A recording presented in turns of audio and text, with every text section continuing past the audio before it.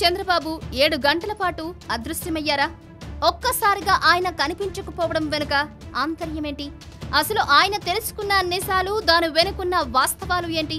టీడీపీకి అనుకూల మీడియాలో వచ్చిన వార్తలు చంద్రబాబు ఇచ్చిన ఇన్ఫర్మేషన్ ప్రకారమే వచ్చాయా? ఇప్పుడు ఇవే అనుమానాలు మొదలయ్యాయి. అసలేం జరిగింది? చంద్రబాబు ఆ 7 గంటల్లో ఎవరెవరిని కలిశారు? ఏపీ రాజకీయాలు రోజు రోజుకి హీట్ ఎక్కుతున్నాయి. మోదీని జగన్ కలిసొచ్చిన తరువాత టీడీపీ వైపు నుంచి వినిపిస్తున్న విమర్శలు, ఒక పత్రికలో జగన్ కు వ్యతిరేకంగా వస్తున్న వార్తలు చూస్తుంటే ఏం జరిగిందో తేల్చుకోలేక ప్రజలు అయోమయంలో పడ్డారు. ఇలాంటి సందర్భంలో ఆ 7 గంటలు చంద్రబాబు ఏమైపోయారు అనే ప్రశ్న మొదలైంది.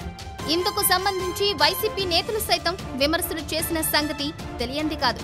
అయితే జగన్ కలయికపై వస్తున్న వార్తలు, ఆయనపై వస్తున్న విమర్శలకు చంద్రబాబు 7 గంటల పాటు అదృశ్యం కావడానికి మధ్య ఏదో ఒక భారీ లింక్ ఉన్నట్లు తెలుస్తోంది.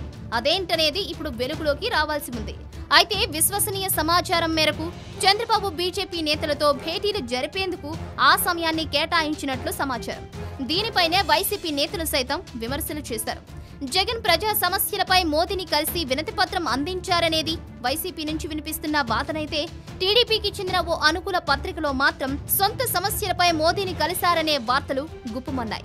ఈ విషయంపైనే నానా రాద్ధాంతం జరిగింది. అయితే అసలు ఏం జరిగిందనే విషయాన్ని క్షుణ్ణంగా పరిశీలిస్తే టీడీపీ నుంచి వచ్చిన ఫీడ్బ్యాక్ ఆధారంగానే ఈ తరహా వార్త ప్రచురితమైందనేది ఇప్పుడు అందుతున్న సమాచారం.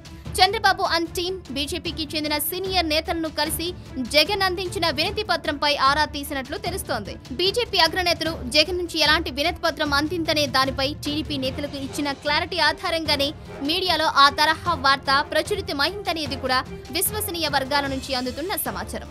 మొత్తానికి చంద్రబాబు అదృశ్యం వెనుక పెద్ద నిజమే ఉంది.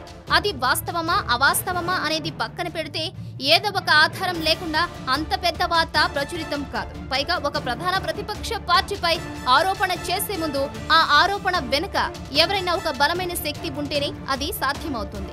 ఆ శక్తి చంద్రబాబా కాదా అనేది ప్రజలే ఆలోచించుకోవాల్సి ఉంటుంది. ఇదిలా ఉంటే జగన్ మోదీకి అందజేసిన వినతి పత్రంలో ఒక్క పర్సనల్ సమస్యలే ఉన్నాయా, ప్రజా సమస్యలు కూడా ఉన్నాయా అనేది కూడా తెలియాలి.